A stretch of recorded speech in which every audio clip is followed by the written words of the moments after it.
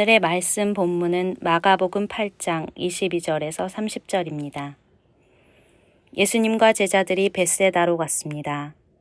거기서 사람들이 예수님께 보지 못하는 사람을 데리고 와서 손을 대어 주시기를 간청하였습니다. 예수님께서 그 사람의 손을 붙잡고 마을 밖으로 데리고 가셨습니다. 그리고 그 사람의 눈에 침을 뱉으셨습니다. 그리고 손을 그 사람에게 얹고 물으셨습니다. 무엇이 보이느냐? 그러자 그 사람의 눈이 떠졌습니다. 그가 말했습니다. 사람이 보입니다. 마치 나무가 걸어다니는 것 같습니다. 다시 예수님께서 손을 그 사람의 눈에 얹으셨습니다. 그 사람이 쳐다보려고 하였습니다. 그의 시력은 회복되어 모든 것을 분명하게 볼 수 있게 되었습니다. 예수님께서 그를 집으로 보내시며 마을로 들어가지 말라고 말씀하셨습니다. 예수님께서 제자들과 함께 가이사랴 빌립보에 있는 마을로 가셨습니다. 가시는 도중에 예수님께서 제자들에게 물으셨습니다. 사람들은 나를 누구라고 하느냐? 제자들이 대답했습니다. 세례자 요한이라고 합니다. 어떤 사람들은 엘리야라고도 합니다. 그리고 또 어떤 사람들은 예언자 가운데 한 사람이라고 합니다. 예수님께서 제자들에게 물으셨습니다. 그러면 너희는 나를 누구라고 하느냐? 베드로가 대답했습니다. 주님은 그리스도이십니다. 예수님께서 제자들에게 아무에게도 자신에 대해서 말하지 말라고 엄히 이르셨습니다. 오늘 본문은 예수님이 벳세다에서 시각장애인을 고치신 사건과 뒤이어서 일어나는 가이사랴 빌립보에서 제자들에게 자신을 누구라고 생각하는지 묻고 답을 듣는 사건으로 이루어져 있습니다. 마가는 상당히 의도적으로 이 두 사건을 나란히 놓고요, 서로 연결해서 우리에게 생각해 보도록 만들었습니다. 이 두 사건이 어떤 연관이 있는지 이제 한번 살펴볼까요? 우선 예수님이 시각장애인의 눈을 고쳐주신 첫 번째 사건을 생각해 봤으면 합니다. 예수님은 제일 먼저 시각장애인을 고쳐주기 전에 그 사람을 마을 밖으로 데리고 나오셨어요. 아무도 보지 않는 곳에서 비밀스럽게 그 사람을 고쳐주려고 하셨던 거죠. 그리고 나서 특이하게도 예수님은 이 시각장애인을 두 단계로 나눠서 치유를 해주십니다. 먼저 예수님은 그 사람의 눈에 침을 뱉고 손을 얹으시면서 무엇이 보이느냐 하고 물으셨어요. 그러자 그 사람이 사람들이 보입니다. 하지만 나무가 걸어다니는 것처럼 보입니다 하고 답을 했어요. 쉽게 얘기하면 아직 불완전하게 보인다는 뜻이죠. 그러자 예수님이 또 한 번 그 사람의 눈에 손을 얹으셨습니다. 그러자 모든 게 분명하게 보이기 시작을 했죠. 이렇게 해서 시각장애인의 눈은 완전히 치유되었고 모든 것을 밝히 볼 수 있게 되었습니다. 이 치유 사건을 마치신 예수님이 시각장애를 치유받은 사람에게 마을로 들어가지 마라, 집으로 돌아가라 이렇게 말씀하셨어요. 치유를 다 마치고 난 다음에 예수님은 이 일을 비밀로 붙이려고 하셨던 거죠. 아직 예수님이 사람들에게 널리 알려질 때가 아니었기 때문에 예수님 이 부분을 신신한 일이 있고 나서 예수님이 그 마을을 떠나서 북쪽의 헤르몬산, 성경에는 헐몬산이라고 되어 있죠. 그 산 근처로 가셨어요. 시각장애인을 고쳐준 일로 인해서 유대인들이 또다시 몰려올 것을 미리 막으려고 하셨던 것 같습니다. 예수님은 제자들과 가이사랴 빌립보라는 곳에 도착을 하셨는데요. 이곳은 그 당시 로마 황제였던 아우구스투스 카이사르를 기념해서 이름을 바꾼 마을이에요. 그런데 그곳은 헤롯 빌립이라는 유대인들의 왕이 또 다스리던 땅이었습니다. 그래서 그 지역의 왕인 헤롯 빌립과 나라 전체의 왕인 카이사르의 이름을 모두 다 본따서 가이사랴 빌립보라고 부르게 됐던 거죠. 이렇게 이름을 가이사랴 빌립보라고 짓고 나니 지중해 주변에 있는 같은 이름 가진 다른 마을들과 구별할 수 있기도 했습니다. 예수님이 이곳에서 시각장애인을 고쳐줄 때처럼 두 단계로 제자들한테 질문하셨어요. 그리고 그들의 답을 들으시는데요. 제일 첫 번째 질문은 사람들이 나를 누구라고 하느냐 였습니다. 이 질문에 대한 대답은요, 마치 사람들이 나무들처럼 걸어다니는 것 같습니다. 걸어다니는 나무 같습니다. 라고 대답한 시각장애인의 말을 연상시키는데요. 사람들이 예수님을 불완전하게 보고 있고 명확하게 이해하지 못했습니다. 라고 하는 내용을 담고 있습니다. 자, 제자들이 뭐라고 대답했죠? 어떤 사람은 세례 요한이라고 하고요. 엘리야라고 하는 사람도 있습니다. 예언자 중에 한 사람이라고 하는 사람도 있어요. 여러분, 이 정도만 해도 예수님을 어느 정도는 파악한 대답입니다. 병자를 고치셨고 귀신을 내어쫓고 권세 있게 말씀을 전하신 예수님 모습을 보면 마치 세례 요한이나 엘리야, 예언자들과 같았기 때문인 거죠. 하지만 그런 대답은 예수님이 누구인지를 명확히 알지 못한다는 의미를 내포하고 있습니다. 예수님은 제자들에게 또다시 물으십니다. 너희는 어떠냐? 너희는 나를 누구라고 생각하느냐? 라고 물으시죠. 제자들은 예수님이 누구이신지 분명히 알고 있는지 확인하려고 이렇게 예수님이 물으시는 거예요. 그러자 베드로가 대답했죠. 당신은 그리스도이십니다. 베드로는 예수님이 요한, 엘리야, 예언자처럼 단순히 능력이 많은 사람이 아니라 하나님이 보내신 메시아, 다시 말해 새로운 왕이시라고 말한 거죠. 물론 일반 사람들이 기대하는 메시아의 모습과는 굉장히 다른 그런 모습이었습니다. 예수님은 치유자이셨지 군사 지도자가 아니셨죠. 예수님은 용서를 말씀하셨지만 복수를 이야기하지 않으셨어요. 예수님은 그 당시 사람들의 율법 이해와 적용을 무조건 지지하지 않으셨고요. 새롭게 저들을 도전하면서 말씀하셨습니다. 예수님은 전에 없는 새로운 나라를 이런 식으로 세워나가시는 왕으로서 이 땅에 오셨어요. 베드로를 비롯한 제자들은 시각장애인이 두 번째로 예수님의 손길을 받고 나서야 분명히 눈을 뜨고 본 것처럼 예수님을 조금씩 분명하게 바라보기 시작을 했습니다. 베드로의 대답을 들으신 예수님이 시각장애인에게 말씀하셨던 것처럼 제자들에게도 이 이야기 아무한테도 하지 말라라고 당부하시죠. 로마 황제와 헤롯 빌립을 기리면서 세워진 마을에서 새로운 왕의 이야기를 꺼내놓는다는 건 굉장히 위험한 일입니다. 예수님 그거 아셨어요. 아직은 예수님이 자신이 누구인지 정체를 밝히고 나서실 때가 아니었어요. 예수님은 죽기 전에 하셔야 될 일이 많았습니다. 하지만 제자들이 예수님이 누구인가를 알고 있다는 것만으로도 예수님이 떠나신 이후에 그들에게 남겨진 일을 맡길 수 있겠구나 하는 희망의 사인을 보신 거죠. 여러분, 오늘 우리는 예수님을 누구라고 생각하면서 살아가고 있나요? 겉으로 보기에 내게 좋은 일 해주시는 은혜로운 분, 혹은 내가 필요할 때마다 찾을 수 있는 그런 분이지, 여러분 이 정도로 알고 계신가요?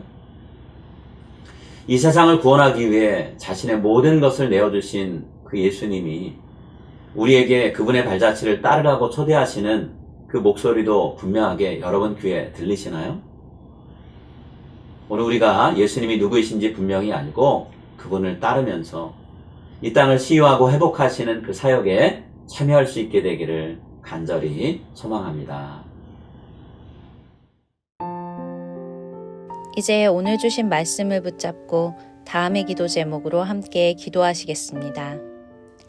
하나님, 저의 눈이 비늘에 가려진 듯 하나님을 제대로 보지 못해 저의 이기적인 욕심을 채우기 위해서만 하나님을 찾지 않게 해주시고 하나님과 세상을 위한 삶을 살게 해주소서. 하나님, 제가 하나님을 정확히 안다고 생각하며 교만한 마음을 품지 않게 하시고 제가 제대로 알지 못했던 하나님의 성품과 계획과 사역을 깨닫게 해주소서.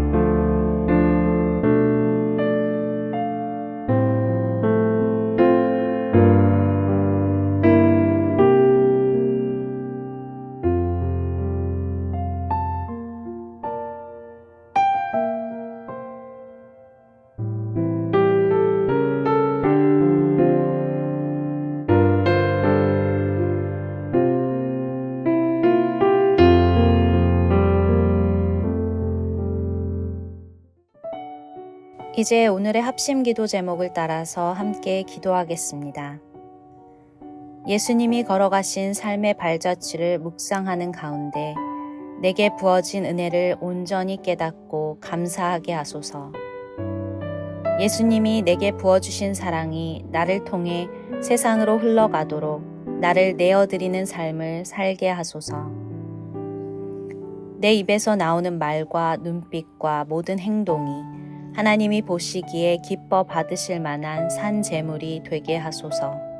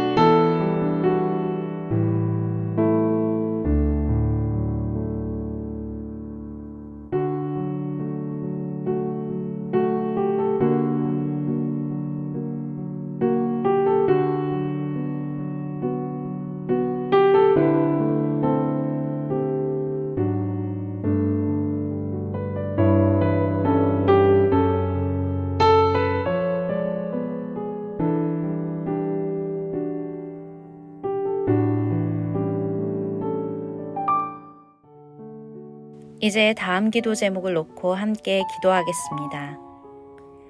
의료계에 종사하는 성도님들이 코로나 환자들을 만나 치료할 때 저들을 안전하게 지켜주소서. 개인 사업을 하시는 성도님들의 사업처를 주님의 손으로 붙들어 주셔서 재정적으로 건실하게 해 주소서. 직장인으로 살아가는 성도님들의 직장 생활을 안정되게 하시고 이직이 필요한 분들께 새 길을 열어주소서.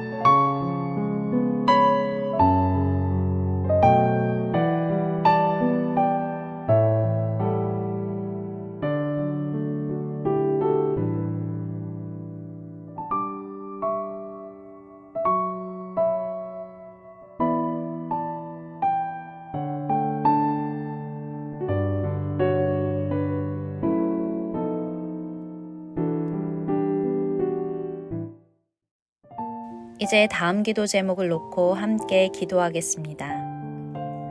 지난 50년보다 앞으로의 50년이 하나님이 보시기에 더 아름답고 귀하게 쓰임받는 시간이 되게 하소서. 우리의 자녀들이 성숙한 신앙인으로 자라 전 세계 어디에 있든 하나님의 나라를 선포하고 세워나가게 하소서. 올바니에 세워진 모든 한인교회들이 각자의 자리에서 하나님의 은혜를 경험하고 복음을 선포하게 하소서.